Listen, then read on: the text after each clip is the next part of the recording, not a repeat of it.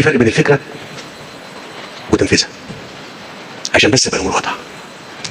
الدكتور زويل الله يرحمه جالي في 2014 وقال لي انا عايز اعمل جامعه زويل. فقلت له طب ايه المطلوب مني؟ قال لي ولا حاجه، انا بس عايز الهيئه الهندسيه هي اللي يا دكتور تنفذ. قلت له يا دكتور زويل هل تضمن تبرعات اقامه الجامعه دي؟ قال طبعا. وكان ساعتها المبلغ اللي موجود معاه تقريبا حوالي 500 مليون جنيه، والبرنامج بتاع الجامعه ضخم يعني. انت عارف الكلام ده خالد. فقلت له يا دكتور زويل انت هتعتمد في الفكره على يعني تبرعات الناس، يعني اي مكان مين الناس اللي وعدوك. عشان كده بقول خلي بالكم من الفكره، مش كل فكره ممكن تنجح الا اذا كنت انت هتعمل حاجتين، تبقى فاهم كويس قوي انت بتعمل ايه وتصر على تنجحها ما تسيبهاش.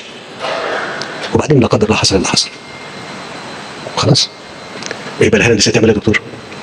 تكمل المشروع عشان ما يصحش.